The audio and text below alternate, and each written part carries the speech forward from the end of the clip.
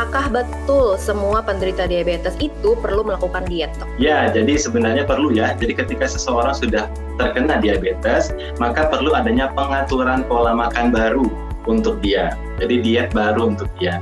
Jadi bukan berarti seperti tadi kita udah bahas ya, bahwa dikasih diet diabetes artinya langsung rebus-rebusan, semuanya umbi-umbian gitu ya. Nah, itu salah ya. Jadi kita akan lakukan, kita akan aturkan supaya karbohidratnya berapa, proteinnya berapa, lemaknya berapa. Jadi memang perlu adanya perubahan pola makan dari yang sebelumnya.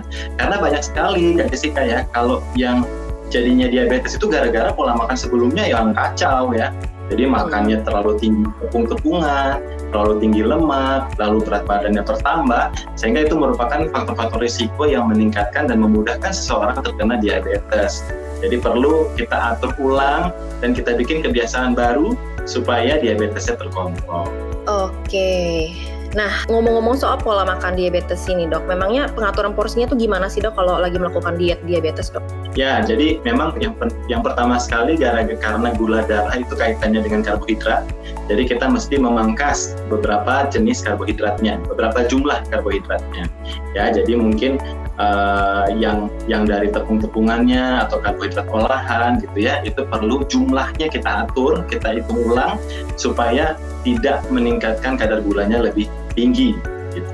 Lalu yang kedua, kita perlu mencari jenis karbohidrat yang lebih sehat untuk dia, yaitu jenis-jenis karbohidrat kompleks yang tinggi serat, sehingga dengan memakannya tidak meningkatkan gula darah dengan cepat atau dengan peningkatannya tidak terlalu tinggi. Jadi kalau kita bicarakan karbohidrat ya, Bu Jessica, karbohidrat itu ada dua jenis ya. Kalau kita golongkan dari glycemic index-nya, ada glycemic index yang rendah, ada glycemic index yang tinggi. Nah, karbohidrat kompleks seringnya glycemic index-nya rendah, artinya dia mempunyai serat yang tinggi, sehingga kandungan gula atau karbohidrat tidak cepat diserap oleh tubuh karena dihalang-halangi nih sama seratnya. Sementara karbohidrat kompleks nggak punya serat atau seratnya terlalu rendah, seringnya pada makanan-makanan dari tepung-tepungan atau makanan yang ada tepungnya.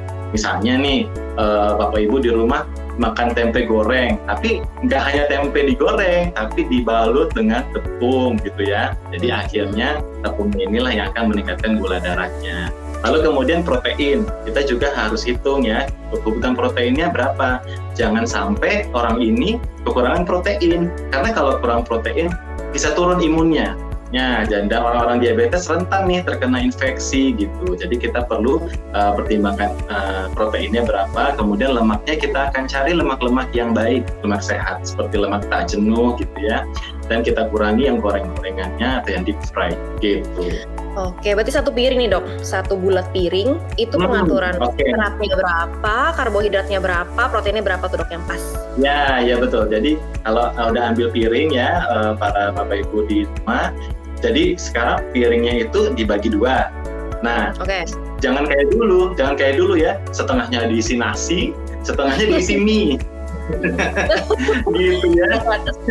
Tambah lagi kentang terus kerupuk ya, Dok ya? Iya gitu ya. Nah sekarang dirubah ya. Jadi untuk yang sudah terkena diabetes ataupun yang belum, saat ini sudah harus begini, ambil piring, setengahnya diisi dengan sayuran dulu ya, sayur-sayuran, tengahnya terserah mau bikin tumis sayuran atau lalapan juga boleh ya.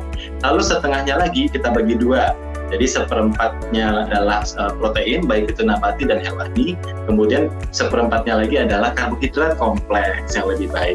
Karbohidrat kompleks itu ya seperti gandum utuh ya, atau nasi berwarna, seperti nasi merah, nasi coklat gitu. Oke, berarti saya simpulkan kembali, satu bulat piring itu setengahnya sayuran, seperempatnya karbohidrat, seperempatnya protein, Dok ya? Oke, kalau dibalik-balik nggak boleh, Dok ya. Jadi kalau misalkan karbohidratnya setengah nggak boleh, proteinnya setengah pun tidak diajarkan. Pokoknya nomor satu yang lebih banyak serat, betul ya, Dok ya? Ya, serat dulu ya, terutama pada penyandang diabetes ya. Nah itu serat sangat penting.